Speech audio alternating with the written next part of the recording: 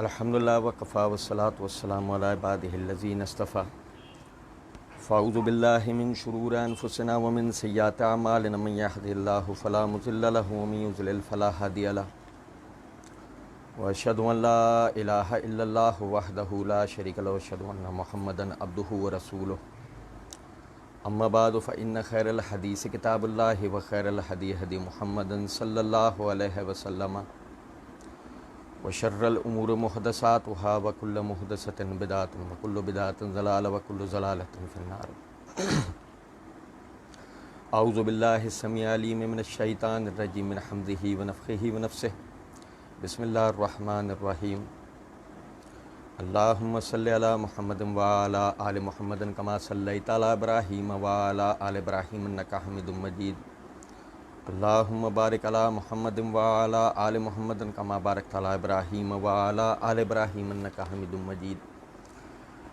رب اشرح لی صدری ویسر لی امری واحلل عقدۃ من لسانی یفقہوا قولی. رب زدنی علما.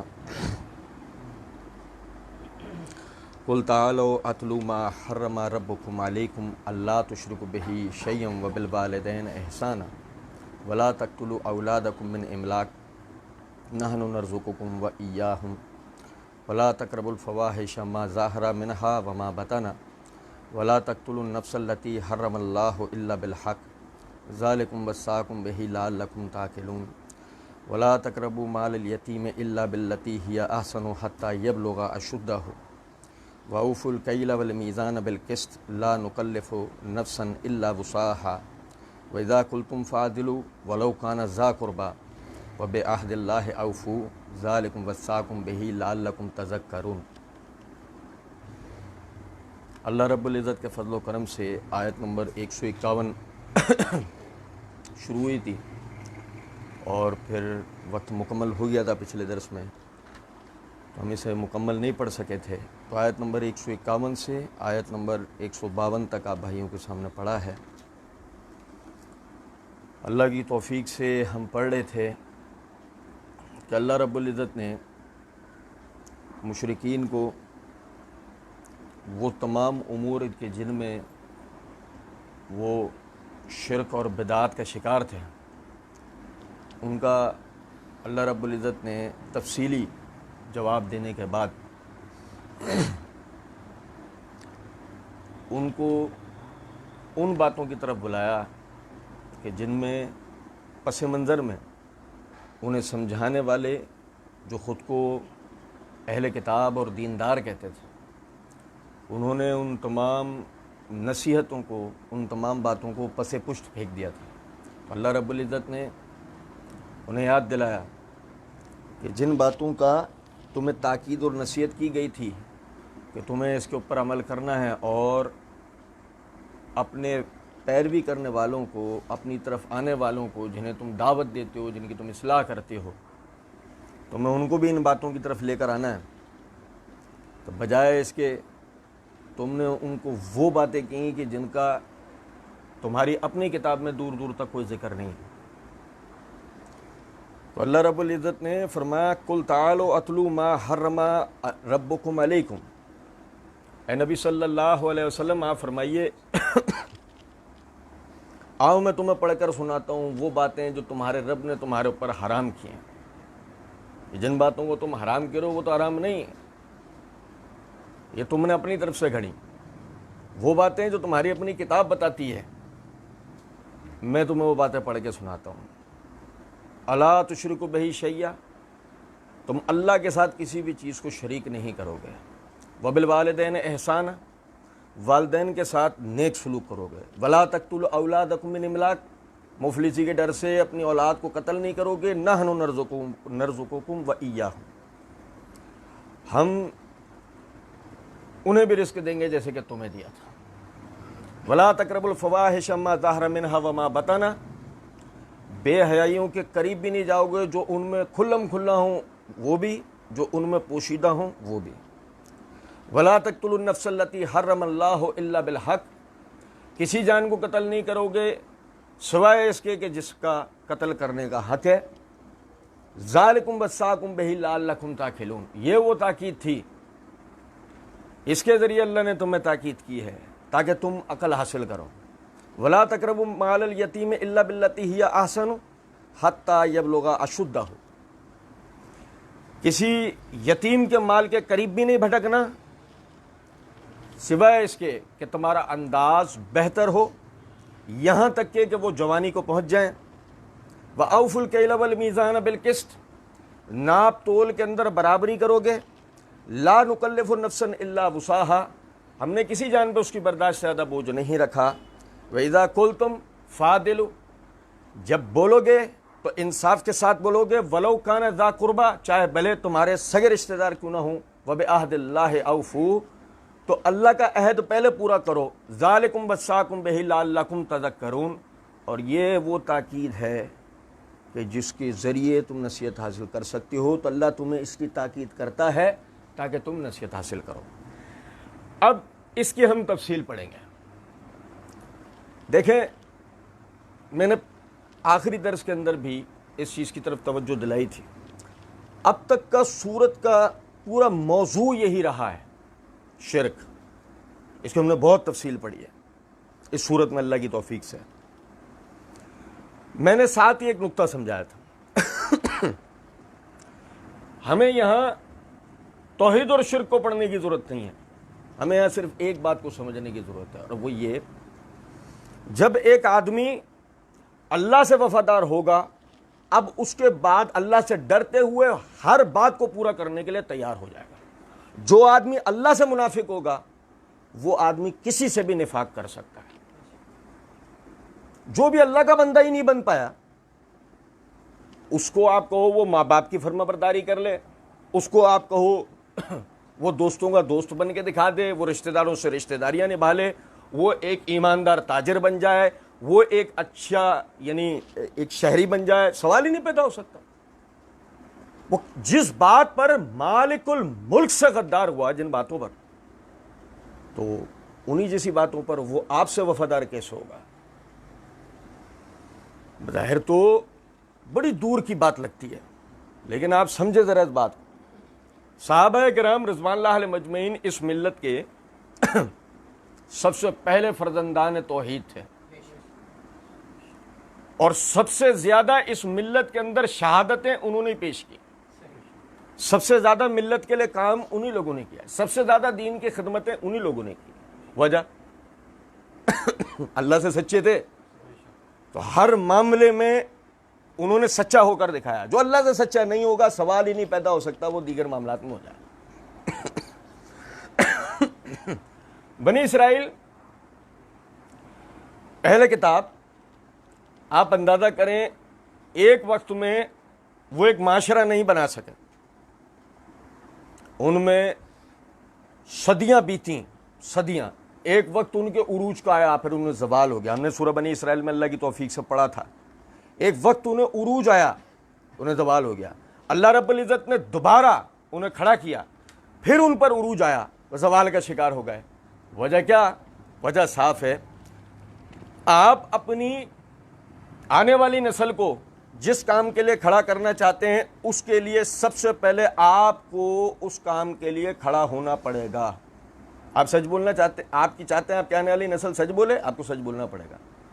آپ یعنی ایماندارانہ تجارت چاہتے ہیں ملاوٹ سے دور چیزیں چاہتے ہیں پہلے آپ کو ایمانداری اختیار کرنی پڑے گی. یقین کریں حالات اللہ اس پر قادر ہے کہ اللہ بدلنے پر آئے حالات کو تو فرشتے اتر کر آ کر سب کچھ صحیح کر دیں گے.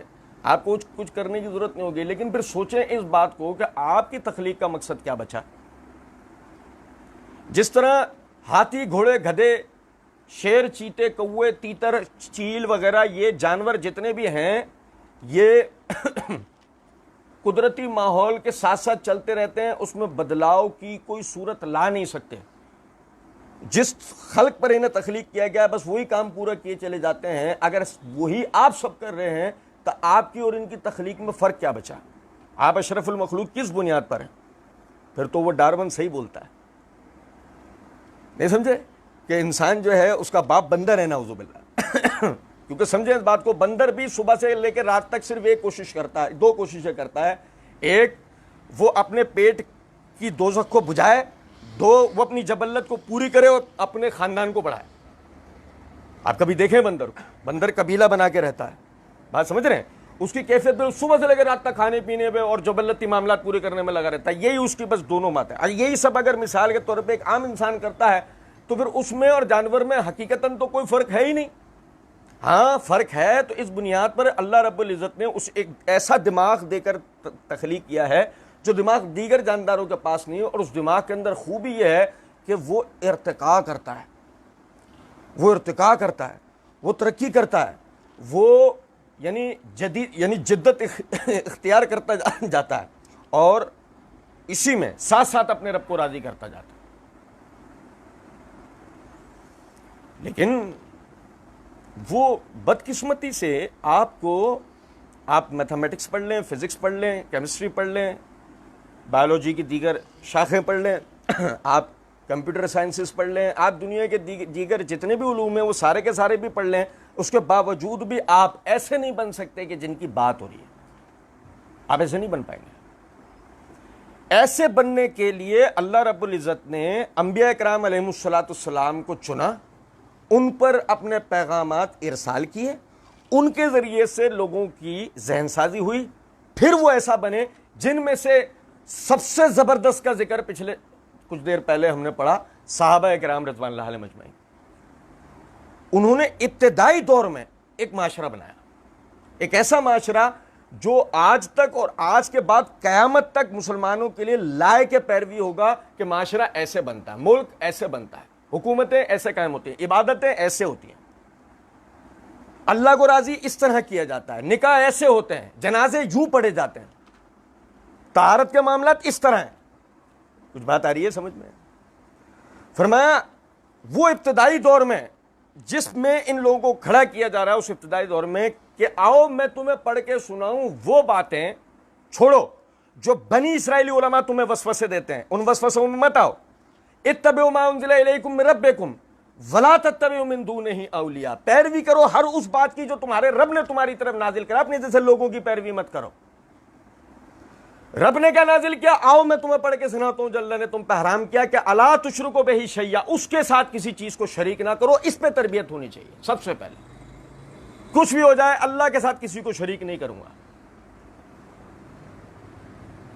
صحیح. ابو ذر رضی اللہ تعالیٰ عنہ کی حدیث ہے نا مشہور، بچے بچے کو پتا ہوتا ہے، نبی صلی اللہ علیہ وسلم نے فرمایا شرک نہ کرنا، بھلے سے تجھے ٹکڑے ٹکڑے کر دیا جائے. یہ کام، یہ نقطہ ہے غور طلب. فرمایا وبالوالدین احسانا، اور والدین کے ساتھ نیک سلوک کرنا ہے. لو یہ ہے معاشرے کی ابتدا، یہ ہے معاشرے کی ابتدا. آپ دیکھیں غور طلب بات، آج یعنی ہم اپنے ارد گرد دیکھتے ہیں لوگوں کو جسے وہ اعلیٰ تعلیم کہتے ہیں، جو بدقسمتی سے اعلیٰ تعلیم ہے نہیں.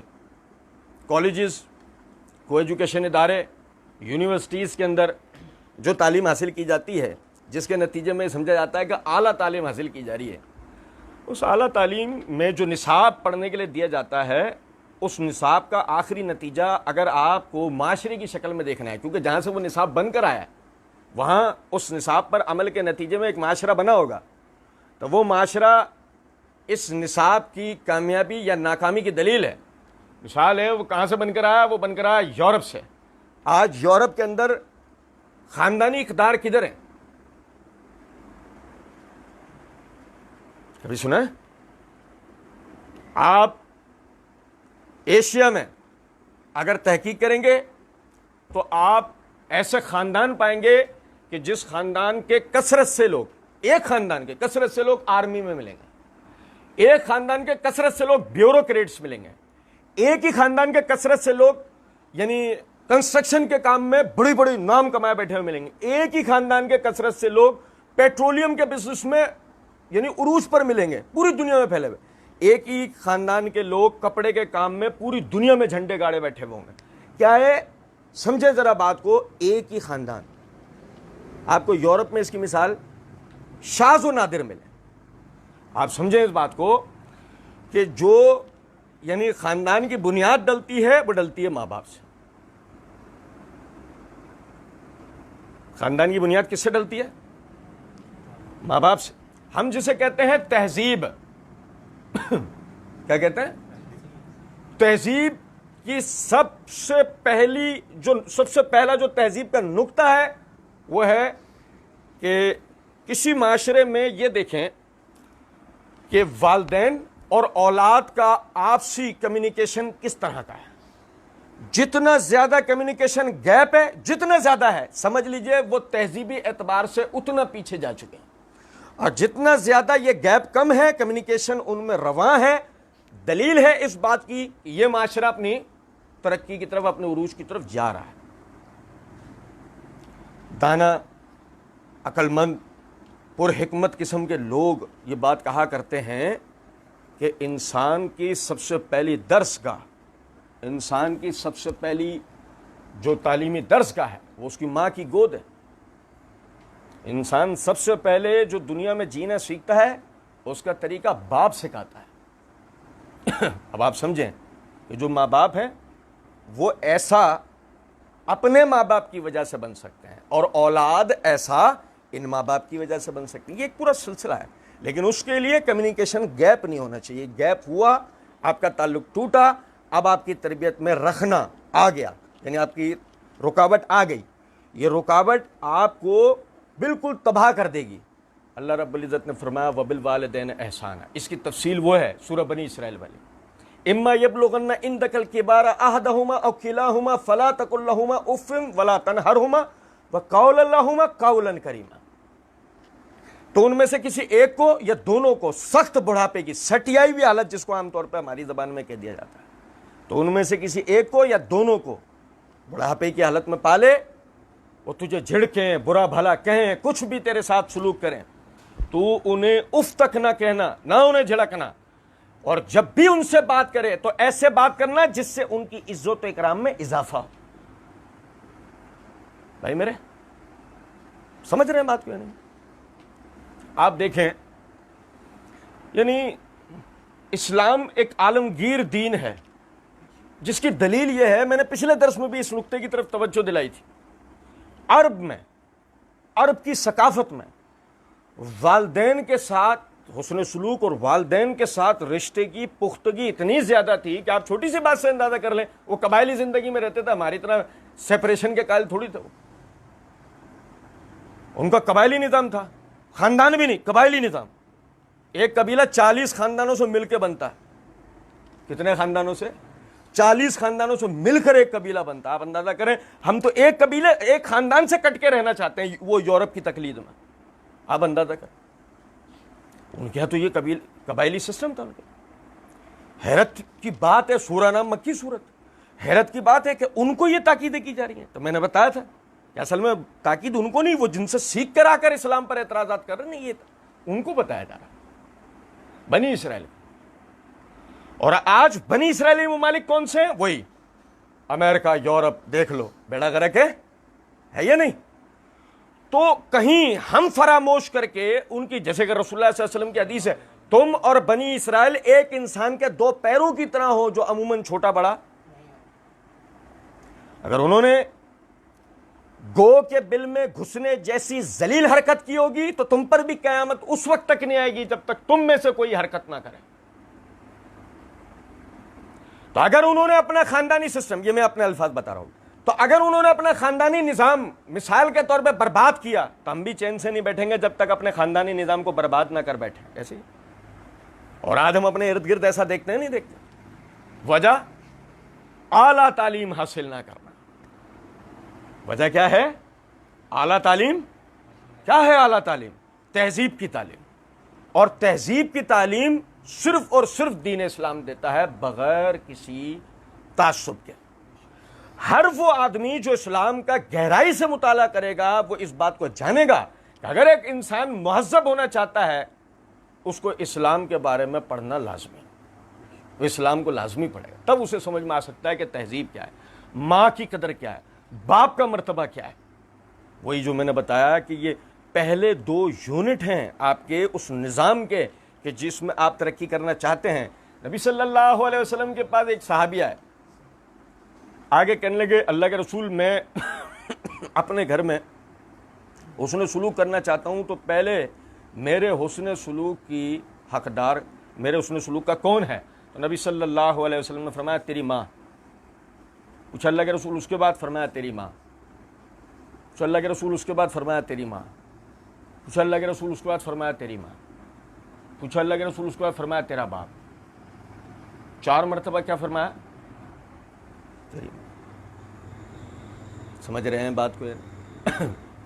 اور میں نے صحیح بخاری میں اس حدیث کے درس کے دوران نقطہ بتایا تھا کہ 4 مرتبہ کیوں کہا گیا ہے. وہ پہلے سب سے پہلے وہ ماں ہے، تو وہ نہیں، سب سے پہلے وہ بیوی ہے، تو شریعت نے اس کا حق بتایا بیوی ہونے کے اعتبار سے، اس اعتبار سے وہ صلہ رحمی کی حقدار ہے. پھر وہ بنتی ہے بیوی ماں، اس اعتبار سے وہ صلہ رحمی کی حقدار ہے. پھر وہ بنتی ہے بہن، پھر وہ صلہ رحمی کی حقدار ہے. پھر وہ بنتی ہے بیٹی، پھر وہ صلہ رحمی کی حقدار ہے. چاروں صورت. اسی لیے رسول اللہ صلی اللہ علیہ وسلم سے جب پوچھا گیا تو آپ نے بھی 4 مرتبہ کون حقدار ہے؟ تیری ماں، تیری ماں، تیری ماں، تیری ماں. اور سمجھے ذرا اس بات کو. سنن ترمذی میں صلۃ الرحم کے باب کے تحت نبی صلی اللہ علیہ وسلم نے فرمایا باپ کی رضامندی میں اللہ کی رضامندی ہے، باپ کی ناراضگی میں اللہ کی ناراضگی ہے. ہمارے یہاں پوچھتے ہیں بہت سارے لوگ کہ ہمیں کیسے پتہ لگے کہ اللہ رضامند ہے یا اللہ ہم سے ناراض ہے. اول تو انسان کو اپنے حلال اپنے معاملات دیکھنے چاہیے کہ وہ حلال روزی حاصل کرنے کی کوشش کر رہا ہے یا حرام کام کر رہا ہے. تو اگر وہ حرام میں ہی ہے دلیل ہے اس بات کہ اللہ سے ناراض، اور اگر وہ حلال کی محنت کر رہا ہے تو اس کا مطلب ہے اللہ سے راضی ہے. لیکن ایک اور آسان فارمولہ دیا گیا ہے، جس کا باپ زندہ ہے تو فرمایا کہ باپ کی رضامندی میں، یعنی باپ اگر خوش ہے تو سمجھو اللہ تم سے راضی ہے، اور اگر باپ تم سے ناراض ہے تو دلیل ہے کہ اللہ تم سے ناراض ہے. اب یہ صرف 2 حدیثیں میں نے آپ بھی جانتے ہیں والدین کے حوالے سے جو آیات و احادیث آئی ہیں، میں صرف یہ 2 حدیثیں ایک تجدید مسئلہ کے طور پہ بتائی ہیں. صرف اصل بات بتانے کی کیا ہے، اگر آج آپ اپنے سمجھیں ذرا بات کو، آپ اپنے بوڑھے ماں باپ کا بوجھ نہیں اٹھا سکتے، کل آپ اپنے گرتے ملک کا بوجھ کیسے اٹھائیں گے؟ مجھے ذرا سمجھائیں بھائی میرے. باتیں ہم بڑی کرتے ہیں نا، چھوٹی بات سے بڑی کے وقت آتا ہے.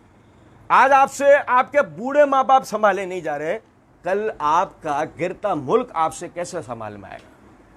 آپ اپنا گھر نہیں، میں گھر کے باہر تھلے پر افسردہ اور پریشان بیٹھا ہوں اور میں یہ کہہ رہا ہوں گھر کا ماحول پورا خراب ہے. تو وجہ یہ ہے سب سے بڑی کہ آپ نے گھر کے ماحول کو اس طریقے سے نہیں چلایا جس طریقے سے دین اسلام نے بتایا. آپ چلا لیتے، رزلٹ نہیں نکلتا تو بات سمجھ میں آتی، آپ نے تو کوشش ہی نہیں کی. تو والدین کے ساتھ حسن سلوک کرنا ہے. فرمایا ولا تقتلوا اولادکم من املاق، دوسرا حصہ ولا تقتلوا اولادکم من املاق، غریبی کے ڈر سے اپنی اولاد کو قتل نہ کرنا. آیت نمبر 137 پڑھ کر آئے، ہم نے وہاں بڑا تفصیل سے پڑھا تھا کہ اس کا کیا مطلب ہے کہ اپنی اولاد کو قتل نہیں کرنا ہے. میں صرف ایک اشارہ دیتا ہوا جا رہا ہوں ابھی. سمجھے ذرا اس بات. مطلب دنیا کے اندر 2 قسم کے ملک ہیں، طاقتور اور جو طاقتور ممالک کے مطیع و فرما بردار ہیں، غلام. طاقتور ممالک جن پر غصب کر کے بیٹھے ہوئے ہیں، قبضہ کر کے بیٹھے ہیں. اگر آپ طاقتور ممالک پر نگاہ ڈالیں گے تو آپ کو ان کے وزیر، ان کے مشیر، ان کے صدور، ان کے وزراء کبھی بھی اس قسم کے اعلانات کرتے ہوئے نظر نہیں آئیں گے یا اس قسم کے انٹرویو دیتے ہوئے نظر نہیں آئیں گے کہ ہمارے ملکی وسائل ختم ہو رہے ہیں. تو ہمارے ملکی وسائل ختم ہو رہے ہیں تو ان وسائل کو عوام کے درمیان پورا کرنے کے لیے ضروری یہ ہے کہ ہم خاندانی منصوبہ بندی پر عمل کریں اور اولاد 2 ہی پیدا کریں. چائنا طاقتور ملک ہے، چائنا طاقتور ملک ہے. پچھلے دنوں چائنا میں یہ آرڈیننس پاس ہوا کہ دوسرے بچے کی پیدائش کے بعد جو تیسرے بچے، یعنی جس کے یہاں تیسرا بچہ ہوگا اس کو گورنمنٹ وظیفہ دے گی. چوتھا ہوگا وظیفہ بڑھ جائے گا، 5واں ہوگا وظیفہ مزید بڑھ جائے گا. کیوں؟ وجہ اس دیکھیں، آپ نے ایٹم بوم بنا لیا، آپ نے ایٹم بوم کا دھماکہ کر دیا، اس کے نتیجے میں 15-20 لاکھ 30 لاکھ 40 لاکھ لوگ مر گئے۔ آپ کے پاس ایٹم بوم کتنے ہیں؟ مثال طور پہ 7 ہیں، 8 ہیں، 10 ہیں، 11۔ پوری دنیا میں سب سے ایٹم بوم امریکہ کے پاس۔ بعض یعنی ماہرین بتاتے ہیں 100 پر ہے۔ تو اگر مثال کے طور پہ 100 کے 100 داغ دیے جائیں تو دنیا ہی ختم ہو جائے گی نقشے سے، دنیا گیلیکسی سے ہی شاید ختم ہو جائے گی اگر 100 کے 100 داغ دیے جائیں۔ تو ایسی تو غلطی کوئی بھی نہیں کرے گا، لیکن اگر مثال کے طور پہ 1-2 بھی اگر کسی پہ گرا دیے جائیں، اور مثال 40-80 لاکھ 1 کروڑ 1.5 کروڑ لوگ مر جائیں گے مثال کے طور پہ، اور اگر اس ملک کی آبادی اس سے زیادہ ہے، اس ملک کی آبادی 10 کروڑ 15 کروڑ 20 کروڑ 25 کروڑ ہے مثال کے طور پہ، آپ نے 1.5 کروڑ 2 کروڑ 2.5 کروڑ بھی لوگ مار دیے، بقیہ لوگ آپ کا قیمہ بنا دیں گے، جو زندہ بچیں گے وہ آپ کا قیمہ بنا دیں گے۔ یہ جنگی اصول ہے، مہلک ترین ہتھیاروں سے، مہلک ترین ہتھیاروں سے جنگ نہیں جیت سکتے اگر اکثریت ہو۔ یہ جنگی اصول ہے، اگر اکثریت ہو نا آپ کے دشمن کی، مہلک ترین ہتھیار استعمال کر لیں آپ جنگ نہیں جیت سکتے جب تک آپ کی اکثریت نہ ہو۔ یہ بات سمجھ رہے ہیں؟ دنیا میں جیت اس کی ہے جس کی پاپولیشن زیادہ ہے۔ بھائی آپ سمجھیں، یہ جو ہمیں معیشت دان آج کل پڑھا رہے ہوتے ہیں، ہمیں کامرس کے اندر جو پڑھایا جا رہا ہوتا ہے کہ دنیا کے مسائل میں ایک بڑا مسئلہ پاپولیشن ہے۔ آج گلوبل وارمنگ کے بعد یہ بات کلیئر ہو چکی ہے کہ پاپولیشن مسئلہ نہیں ہے۔ وہ ممالک، وہ علاقے جو خشک سالی کا شکار تھے، اور ہم اس کا نتیجہ یہ نکالتے تھے کہ جی پاپولیشن بہت زیادہ ہے، اب یعنی عوام کی بہتات بہت زیادہ ہے، وسائل ختم ہوتے جا رہے ہیں۔ اللہ نے گلوبل وارمنگ کی، وہ علاقے جو خشک سالی کا شکار تھے ان علاقوں میں بارشیں بھی ہوئیں، سبزے بھی اگنا شروع ہو گئے، حتیٰ کہ برف باری تک ہو رہی ہے۔ بھائی میرے، ریگستان جنگلوں میں تبدیل ہوتے جا رہے ہیں، اور جنگل ریگستانوں میں بدل رہے ہیں۔ اے لطیفہ بھائی، موسم اپنی کروٹ بدل رہا ہے، گرمی کے مہینے بڑھتے جا رہے ہیں، سردی کے مہینے کم ہوتے جا رہے ہیں، بارشیں، آندھیاں، زلزلے بڑھتے جا رہے ہیں۔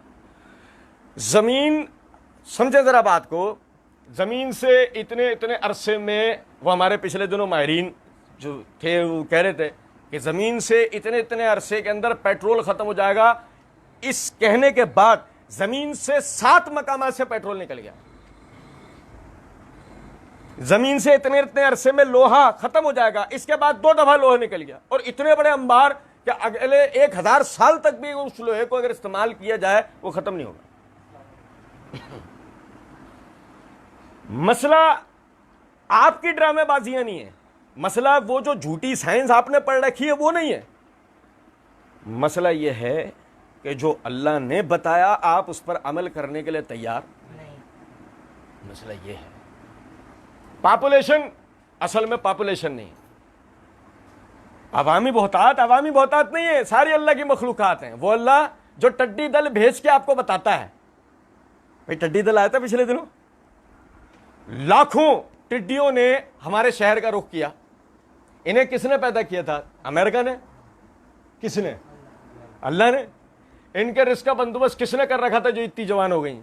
اتنے بڑے بڑے ہم نے دیکھے ان کو، دیکھے کس نے ان کے رزق کا بندوبست کیا تھا؟ وہ ختم ہو گئی ایک دفعہ میں۔ ایسا کبھی بھی نہیں ہوا پہلے۔ کچھ دن گزرے، نئی پیشن گوئی آ گئی کہ فلاں تاریخ کو ایک اور آ رہا، لو بھائی، پھر ایک اور نے شہر کا رخ کر دیا، لاکھوں کی تعداد میں مزید ٹڈیاں۔ پہلے ایسا کبھی بھی نہیں ہوا، سال میں 1 مرتبہ جو ہے وہ ٹڈی دل آیا کرتا تھا، اس دفعہ 2 مرتبہ 3 مرتبہ ہو گیا۔ اللہ نے آپ کو کیا بتایا؟ مسئلہ مخلوق کی بہتات نہیں ہے، کیونکہ رزق دینے والا کون ہے؟ نحن نرزقکم وإیاہم، ہم انہیں بھی رزق دیں گے جیسے تمہیں دیا ہے۔ رزق کا معاملہ اللہ کے ہاتھ میں ہے، میرے تمہارے ہاتھ میں محنت کرنا ہے، میرے تمہارے ہاتھ میں کوشش کرنا ہے، بس۔ رزق میرے تمہارے ہاتھ میں نہیں ہے۔ فرمایا وَلَا تَقْتُلُوا أَوْلَادَكُم مِّنْ إِمْلَاقٍ، مفلسی کے ڈر سے اپنی اولاد کو قتل نہ کرنا. کیا ہو بھائی, میں اچھی تعلیم اپنے بچے کو نہیں دلوا سکتا, اس لیے میں نے 2 بچے پیدا کیے. میرے بچے اچھا پہن نہیں سکتے کیونکہ میں کم کماتا ہوں. میرے بچے اگر زیادہ ہوں گے تو میرے بچے اوسط درجے کا پہنیں گے اور کمپلیکس کا, احساس کمتری کا شکار ہوں گے. میں ایسا چاہتا نہیں ہوں, اسی لیے میں نے 2 بچے پیدا کیے. بھائی ایسے میں اپنے بچوں کا اچھی جگہ علاج کرانا چاہتا ہوں. کورونا والے ماحول میں کرا لو, اچھی جگہ علاج کرا لو. کروڑپتی لوگوں کو ہاسپٹلوں سے باہر دھکے دے کے نکال دیا گیا. نہیں بھائی جاؤ. کچھ بات آ رہی ہے سمجھ میں یا نہیں؟ اور بھائی میرے, جو آپ سوچ کر چل رہے ہو غلط ہے. جو اللہ کا منصوبہ ہے وہ سب سے بہترین ہے. ایسا نہیں ہوگا. آپ سمجھیں ذرا اس بات کو. ہاں حقیقت میں آپ بوجھ بنیں گے جب آپ اپنا کردار ادا نہیں کریں گے. ہر بندہ بوجھ ہے. آپ جو 2 بچے پیدا کریں گے وہ بھی ملکی وسائل پر بوجھ ہوں گے اگر ممی ڈیڈی ہوں گے. بھائی میرے, وہ بھی ملکی وسائل پر بوجھ ہوں گے. آپ بھی بوجھ ہیں, وہ بھی بوجھ ہوں گے. لیکن اگر آپ کے بچے 20 بھی ہوں لیکن آپ نے ان کی تربیت کی ہو, وہ اپنے کردار کو سمجھتے ہو, اپنے حصے کی محنت کرتے ہو, تو نتیجتاً کوئی بھی ملک کے اوپر بوجھ نہیں. کوئی کسی کے اوپر بوجھ نہیں. فرمایا بلا تقتلوا اولادکم من املاق نحن نرزقکم وایاکم. اپنی اولاد کو غریبی کے ڈر سے قتل نہ کرنا, اس کو رزق ہم دیں گے جیسے تمہیں دیا تھا. ولا تقربوا الفواحش ما ظهر منها وما بطن. تیسرا اسٹیپ, دوسرا اسٹیپ ہو گیا, تیسرا اسٹیپ. دیکھیں سمجھے ذرا بات کو. نسب کی اہمیت بہت ہے اسلام کے اندر. نسب کی اہمیت, حسب و نسب کی اسلام میں بڑی اہمیت. قبائلی نظام ہے نا اسلام, قبائلی نظام کو پروموٹ کرتا ہے نا. خاندانی نظام کو یا سیپریشن کو پروموٹ نہیں کرتا, قبائلی نظام کو پروموٹ کرتا ہے. اس لیے اسلام کے اندر حسب و نسب کی بڑی اہمیت ہے. آپ سمجھیں, حسب و نسب قائم رہے, کسی کا نسب بگڑے نہیں, اس کے لیے اللہ نے ایک ایسی چیز, ایک ایسا حکم نازل کیا ہے کہ کبھی بھی نسب بگڑ نہیں سکتا. آپ کو مزے کی بات بتا رہا ہوں.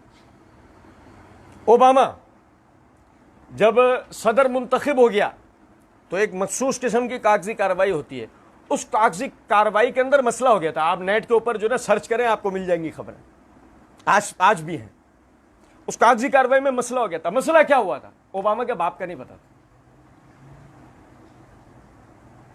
پڑھیں آپ نیٹ کے اوپر سرچ کریں, اوباما کے ابو کون ہیں پتہ نہیں.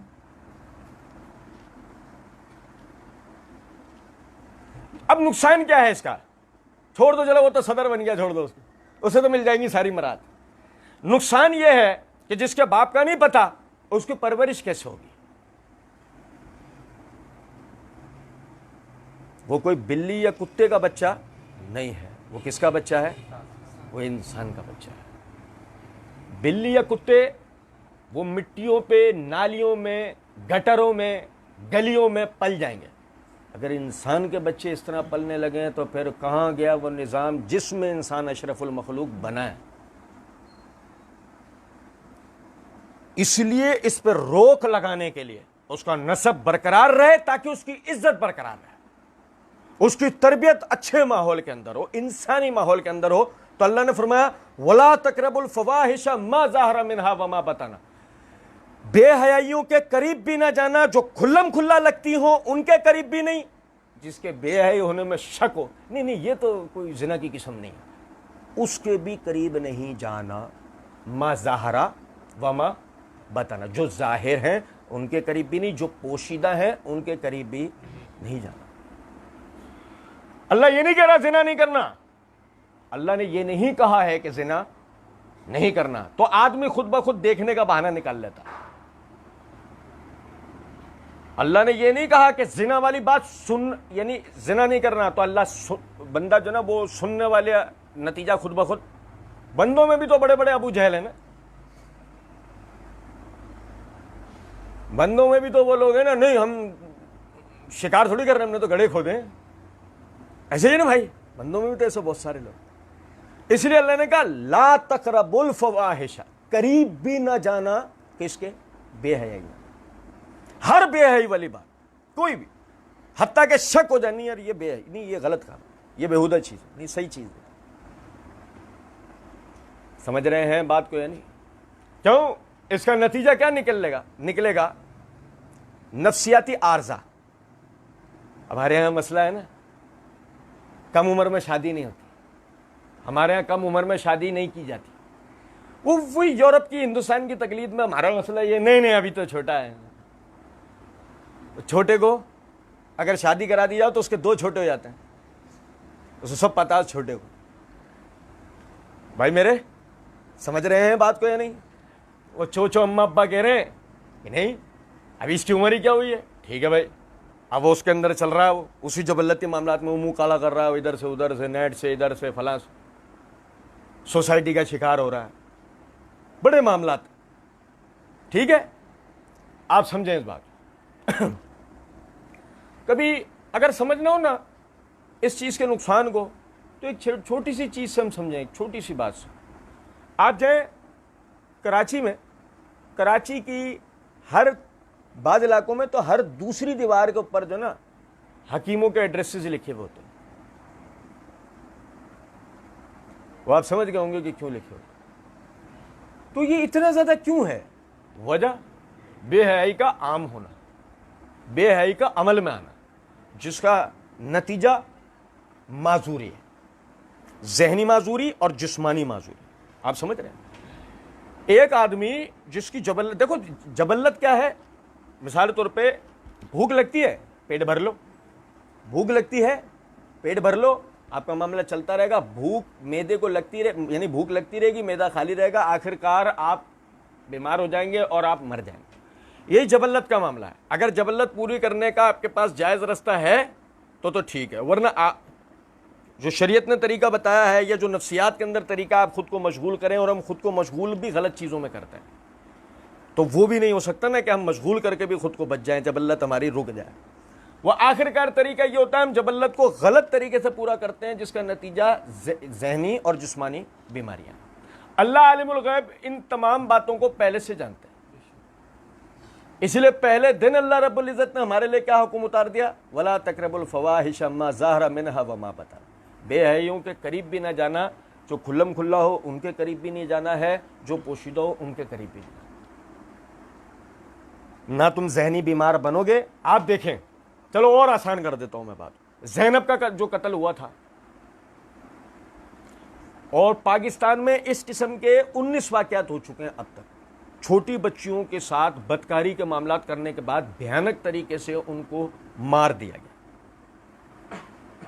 ان میں کچھ کیسز باہر سے ہوئے ہیں، یعنی باہر کے لوگ اندر آئے ہیں اور ملک کو بدنام کرنے کے لیے انہوں نے یہ واقعات کرے ہیں، لیکن کچھ کیسز اندر کے ہی لوگوں نے کیے ہیں. اور وہ جو اندر کے لوگوں نے کیے ہیں وہ اسی ماحول کا شکار ہوئے ہیں، جو ماحول ہمیں انٹرنیٹ دے رہا ہے، جو ماحول ہمیں ٹی وی دے رہا ہے. دین سے دوری کا نتیجہ، غلط صحبتوں کا نتیجہ، برے دوستوں کا نتیجہ جو ہمیں ملتا ہے، آخر کار اس جبلت سے اور ہمارے وہ ماشاءاللہ اما ابا جو چکروں میں لگے ہوئے نہیں، ابھی تو چھوٹا ہے بچہ ہمارا، ابھی کہاں شادی. بات آ رہی ہے سمجھ؟ تو اب وہ بے حیائیوں کی طرف گیا، اور بے حیائیوں کا نتیجہ آخر کار وہی نکلا، زینب قتل کیس.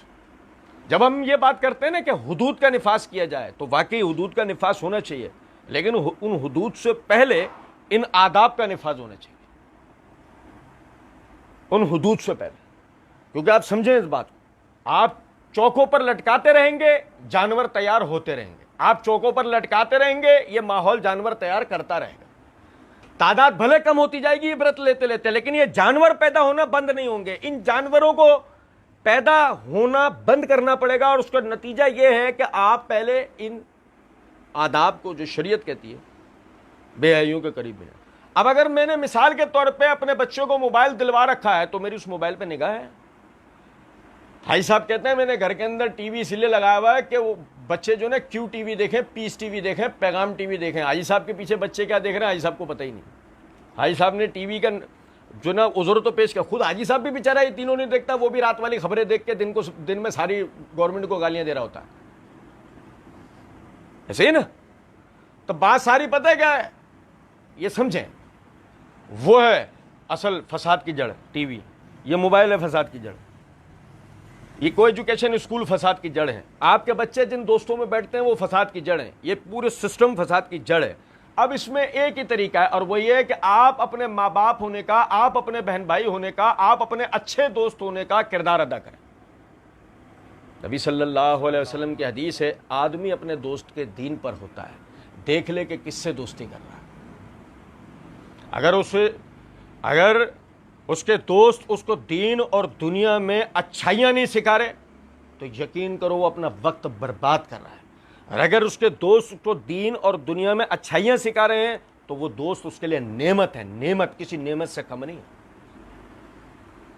وہ والدین جو آج آپ کو جب نصیحت کر رہے ہوتے ہیں اور اب آپ کو نعوذ باللہ برے لگ رہے ہوتے ہیں, وہ آپ کے لیے نعمت ہیں, کیونکہ کل کو اگر یہ آپ کے سر پہ نہیں ہو تو آپ کے سر پہ ایسے لوگ ہوں گے جو آپ کو نصیحت نہیں کریں گے, آپ اپنے اچھے برے کو سمجھ نہیں سکتے ہوں گے, اور جب آپ اپنے اچھے برے کو سمجھ نہیں سکتے ہوں گے تو عام طور پر انسان کو شیطان برائی کو مزین کر کے دکھاتا ہے, تو برائی کی طرف انسان جلدی راغب ہوتا ہے. ماں باپ کے ساتھ حسن سلوک, اولاد کو قتل نہیں کرنا, زنا کے قریب نہیں جانا, یہ آپ کا معاشرہ تیار ہو رہا ہے, یہ آپ کا معاشرہ تیار ہوتا ہے. فرمایا وَلَا تَقْتُلُوا النَّفْسَ الَّتِي حَرَّمَ اللَّهُ إِلَّا بِالْحَقِّ, یہ بآخری بات پڑھ رہے ہیں ہم, اس کے بعد کنٹینیو کریں گے اگلے درس انشاءاللہ سیکویل کے ساتھ. فرمایا وَلَا تَقْتُلُوا النَّفْسَ الَّتِي حَرَّمَ اللَّهُ إِلَّا بِالْحَقِّ. سیدنا عثمان بن عفان رضی اللہ تعالیٰ عنہ امیر المومنین, جب بلوائیوں نے ان کا گھیراؤ کیا اور وہ آخری شہادت کے جو 2 دن تھے, تو عثمان رضی اللہ تعالیٰ عنہ وہ ان سب کے پاس آئے اور آ کر اللہ کے حمد و ثنا بیان کرنے کے بعد ان سے کہا, لوگوں میں نے نبی صلی اللہ علیہ وسلم سے سنا کہ کسی کا بھی قتل جائز نہیں ہے, کسی مسلمان کا قتل جائز نہیں ہے سوائے 3 باتوں کے. ایک کہ اس نے اسلام لے آنے کے بعد اسلام کو چھوڑ دیا. 2 شادی شدہ ہوتے ہوئے زنا کیا. 3 کسی مسلمان کو یا کسی بھی انسان کو ناحق قتل کیا. ان 3 صورتوں کے علاوہ کوئی صورت ایسی نہیں ہے کہ جس میں ایک مسلمان کو قتل کیا جائے. میں نے اسلام لانے کے بعد کبھی اپنے دین کو چھوڑنا گوارا نہیں کیا, میں نے کفر کے زمانے میں بھی کبھی زنا نہیں کیا, اور میں نے کبھی کسی مسلمان کا ناحق خون نہیں بہایا. تو بتاؤ تم مجھے کس بات پر قتل کرنا چاہتے ہو؟ اس واقعے سے جہاں بہت ساری چیزیں سیکھنے کو ملتی ہیں, وہ ساتھ ہی ساتھ یہ بات بھی سیکھنے کو ملتی ہے کہ کسی بھی مسلمان کا قتل جائز نہیں ہے. نبی صلی اللہ علیہ وسلم کی حدیث ہے, سباب المسلم فسوق و قتالہ کفر, مسلمان کو برا بھلا کہنا, گالیاں دینا, یہ کبیرہ گناہ ہے, یہ کبیرہ گناہ ہے, اور اس کو قتل کر دینا کفر ہے.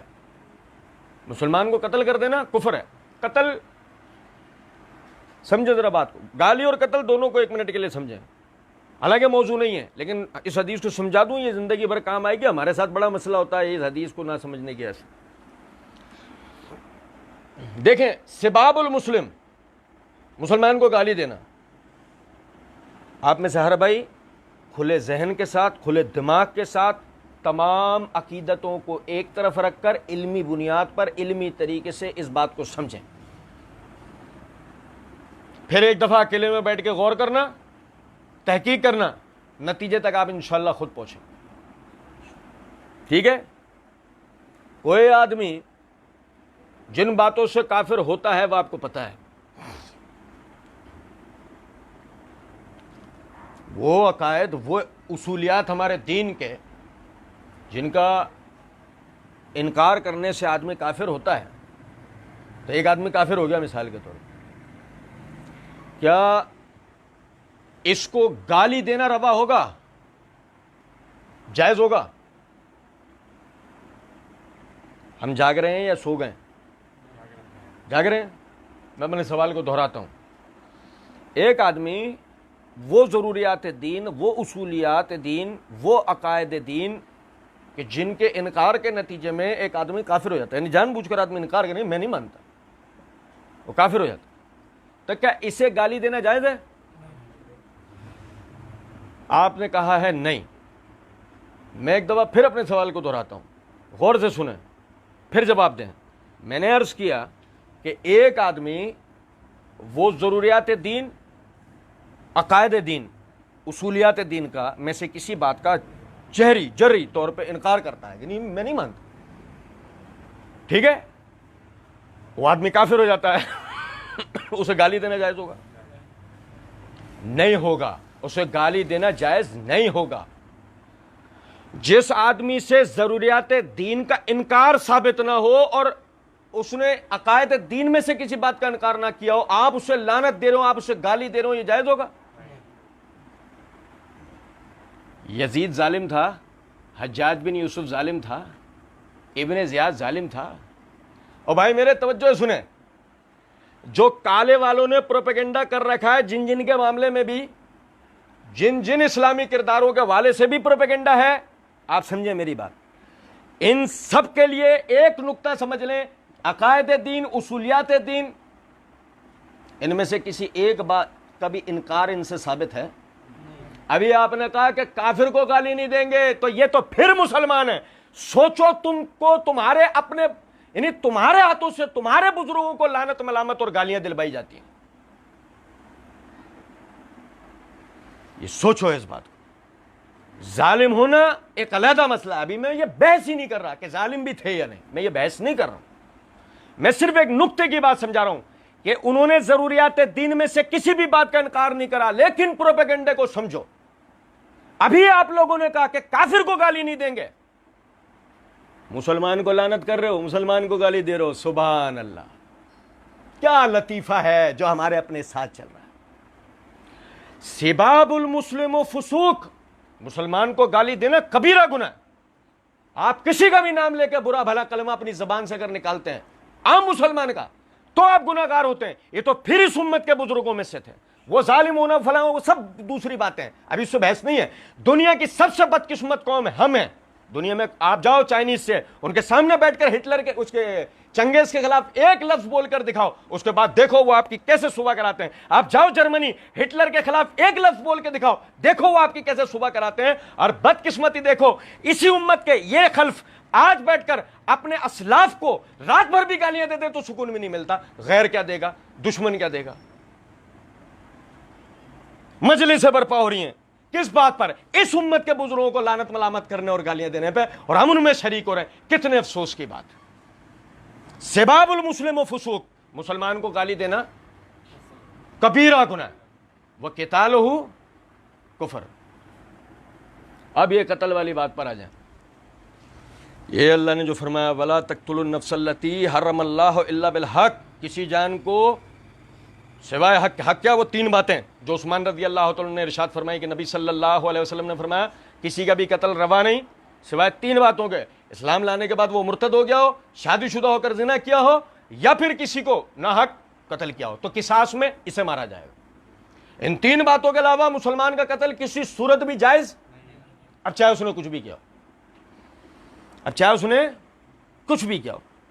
اب آپ سمجھیں ایک نقطے کی بات، دیکھیں آج ہم سوشل میڈیا پہ اور اپنے ارد گرد کچھ ایسے لوگ پاتے ہیں کہ جنہوں نے فرقہ واریت کا نام لے کر فلاں فرقے والوں کو واجب القتل بنا دیا، فلاں فرقے کو واجب القتل بنا دیا۔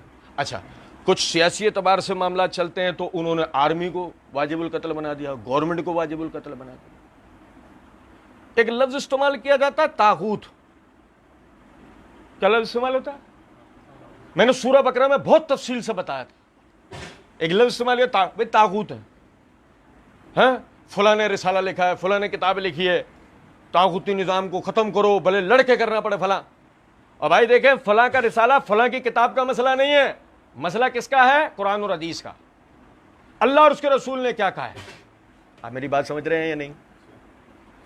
اگر اس کا قتل جائز اللہ اور اس کے رسول نے رکھا تو اس کا قتل کرنا مجھ پر آپ پر جائز نہیں ہے۔ اگر اس کا قتل کرنا اللہ اور اس کے رسول نے جائز رکھا تو اس کا قتل کرنا مجھ پر آپ پر جائز نہیں ہے، کیونکہ ہم قانون کو اپنے ہاتھ میں نہیں لے سکتے۔ نقطہ تو سمجھو کہ ایک چیز کے جائز ناجائز ہونے میں اختلاف ہے، ابھی تو اس کی یہ ثابت ہوگا کہ تم کسی کو طاغوت قرار دے کے مسلمان کے قتل کا فتویٰ نکال رہے ہو، وہ تو اپنی جگہ ایک بات ہے کہ وہ جائز ہوگا یا نہیں ہوگا، وہ اپنی جگہ ایک بحث ہے۔ اگر جائز ہو جائے تو آپ میں نہیں مار سکتے، یہ حکومت وقت کا کام ہے۔ اور بھائی میرے، یہ شرعی حکومت کا کام ہے نا کہ شرعی حکومت میں خلیفۃ المسلمین ہی کسی سے قصاص، یا ہم راہ چلتے کسی کو بھی یہ کہہ کے مار دیں گے؟ کچھ بات آ رہی ہے سمجھ میں؟ نہیں میں کیا کہہ رہا ہوں؟ وَلَا تَقْتُلُوا النَّفْسَ الَّتِي حَرَّمَ اللَّهُ إِلَّا بِالْحَقِّ، کسی جان کو ناحق قتل۔ اچھا سمجھیں اس بات، اللہ فرماتا ہے قاتلوا فی سبیل اللہ الذین یقاتلونکم، قتل کرو اللہ کے راستے میں ان لوگوں کو جو تمہارے لوگوں کو قتل کر دیتے ہیں۔ سورہ بقرہ کی آیت کیا اللہ رب العزت نے اس آیت کے اندر حکم دیا ہے کہ جہاں کہیں بھی مسلمانوں پہ کافر ظلمن چڑھ آئے ہیں اور مسلمانوں کا قتل کر رہے ہیں، وہاں پر تمام مسلمانوں پر لازم ہو جاتا ہے اپنے ان مسلمان بھائیوں کی مدد کے لیے جائیں، ان کافروں سے جہاد کریں، ان کافروں کو قتل کریں جو میدان جنگ میں ہیں۔ قاتلوا فی سبیل اللہ الذین یقاتلونکم، بھائی میرے سمجھ رہے؟ ٹھیک ہے؟ اچھا اب غور طلب نقطہ ہے، ایک طرف اللہ کہہ رہا ہے مسلمان کو ناحق قتل، اور دوسری طرف اللہ کہہ رہا ہے وہ کافر جو مسلمانوں پہ ظلمن چڑھائے ہیں ان کو قتل کرنا تم پہ لازم ہے نا؟ وہ اللہ نے لازم کیا۔ اب آپ دیکھیں کایا ایسے گھوم گئی، کایا گھوم جاتی ہے۔ آپ نے جہاد کے لیے جانا تھا، بشمول امت جانا تھا، آپ نے سب کے سب نے جا کے لڑنا تھا، ایسا تو ہوا نہیں۔ آہستہ آہستہ ہم گئے 9/11 کے واقعے تک، اور 9/11 کے واقعے کے بعد پروکسی وار کا زمانہ، 5th جنریشن وارفیئر۔ اب سلسلہ یہ بنا کسی بھی ملک کے اندر اس ملک کے غدار طبیعت لوگوں کو اٹھاؤ، ان کی ذہن سازی کرو، ان کو اسلحہ دو، ان کو پیسہ دو، وہ بن گئے کرائے کے فوجی، کانٹریکٹ کلرز۔ ریمن ڈیوس کی کتاب پڑھو، دی کانٹریکٹر، اب وہ کتاب پڑھو، آپ حیران رہ جاؤ گے۔ آپ بن گئے کانٹریکٹ کلر، آپ جب کانٹریکٹ کلر بن گئے، آپ سستے میں کانٹریکٹ کلر، ایک آدمی بمشکل 1,27,000 47,000 اتنے کے اندر وہ ایک کرایہ کا فوجی بن کے کھڑا ہو گیا۔ ایک امریکی کو، ایک ہندوستانی کو، ایک روسی کو، ایک چینی کو اپنا فوجی تیار کرنے میں اگر مثال کے طور پہ 5 لاکھ 10 لاکھ 15 لاکھ ایک فوجی پہ لگتے ہیں، تو انہوں نے آپ کے ملک میں سے غدار اٹھایا، اس کی ذہن سازی کی، اس کو اسلحہ دیا، اس کو پیسہ دیا، اس کو آپ ہی کے خلاف کھڑا کر دیا، 1 لاکھ 1.5 لاکھ 2 لاکھ کے اندر وہ تیار ہو گیا، اور وہ کام کر رہا ہے جو آپ کا 10-15 لاکھ کا فوجی کر رہا ہوتا ہے۔ Divide and rule. لو جی، مسلمان مسلمان کو مار رہا ہے، کچھ بھی کہہ کے مار رہا ہو، مسلمان مسلمان کو مار رہا ہے، مارو، تو تمہارے ہاتھوں مر گیا، تم ان کے ہاتھوں مر گیا، ہمارا کوئی نقصان نہیں، جو بچ جائیں گے ان کو ہم مار دیں گے، جو بچ جائیں گے ان کو ہم مار دیں گے۔ یہ ہے 9/11 کے بعد دنیا میں جنگ کی صورت۔ اور آپ پھر اس کے بعد دیکھیں کیا ہوتا ہے، اس کے بعد یہ ہوتا ہے 26 سال پاکستان میں دہشت گردی کی صورتحال چلتی ہے، فرقہ وارانہ اور یہ سیاسی، ایسے ہی ہے۔ جب وہ پکڑے جاتے ہیں تو تانے بانے یا تو انڈیا سے جا کے ملتے ہیں، یا ایران سے جا کے ملتے ہیں، یا امریکہ سے جا کے ملتے ہیں، وہاں سے فنڈنگ ہو رہی ہے، ادھر سے فنڈنگ ہو رہی ہے، ادھر سے ہتھیار آ رہا ہے، ادھر سے اسلحہ آ رہا ہے۔ نقصان کس کو ہوا؟ نقصان ہوا پاکستان کی ساکھ کو، نقصان ہوا جہاد کو، نقصان ہوا پاکستان کی ساکھ کو، نقصان ہوا جہاد کو۔ آج وہ کہاں ہیں؟ آج وہ کدھر ہیں؟ آپ سمجھیں اس بات کو۔ وہ جو باتیں ہم سنتے تھے، آرمی کو ختم کر دو، فلانے فرقے کو ختم کر دو، آج وہ سارے کدھر ہیں؟ ختم، سارا سلسلہ ختم۔ 26 سال پیچھے ہم چلے گئے، 26 سال پیچھے۔ آپ سمجھے ہمیں کہاں ہونا چاہیے تھا؟ ہمیں ہونا چاہیے تھا دنیا کے نقشے میں جہاں کشمیر ہمارے پاس ہوتا، افغانستان ہمارے پاس ہوتا، بنگلہ دیش دوبارہ ہمارے پاس ہوتا۔ آج دنیا کے نقشے میں ہمیں وہاں کھڑا ہونا چاہیے تھا۔ بدبختی اور بدقسمتی ہماری دیکھیں ہم نے بجائے اس کے کہ ہم ویژن کو بڑا کرتے ہم چکر میں لگ گئے سندھ کو الگ کریں گے, بلوچستان کو الگ کریں گے, کراچی کو الگ کریں گے. بیڑا غرق ہے ان کا. ہونا کیا چاہیے تھا, افغانستان بھی اندر لیں گے, کشمیر بھی اندر لیں گے دوبارہ, اور اپنے حصے کا بنگلہ دیش بھی واپس لیں گے. کیا یار. لیکن وہی بات نا, میں نے کیا عرض کیا, جو شروع سے بات ہوئی, جو آدمی اللہ سے سچا نہیں, بات یہیں سے شروع ہوئی تھی نا, جو آدمی اللہ سے سچا نہیں وہ کسی سے سچا ہو سکتا. جو آدمی توحید پر نہیں, جو آدمی اللہ کا وفادار نہیں, وہ ملت کا وفادار کہاں سے ہو جائے گا. آپ سمجھیں اس بات, اللہ کی قسم سمجھ لیں اس بات کو. اگر آپ نے وفادار پیدا کرنے, آپ نے شہید پیدا کرنے, آپ نے مجاہد و غازی پیدا کرنے, آپ نے توحید کو سمجھانا ہوگا. آپ نے صحابہ کرام کے بتائے طریقے کے مطابق معاشرے کو بنانا ہوگا. اگر اب بھی ہم اس چکر میں رہے, اب بھی یورپ, امریکہ, ہندوستان کی تقلید کر لیں, ویسا معاشرہ بنا لیں, اللہ کی قسم یہ 26 سال تو بھگتے بیٹھے ہیں, مزید پتہ نہیں کتنے سال اور بھگتنا پڑے. اللہ رب العزت سمجھنے اور عمل کرنے کی توفیق دے. وما علینا الا البلاغ.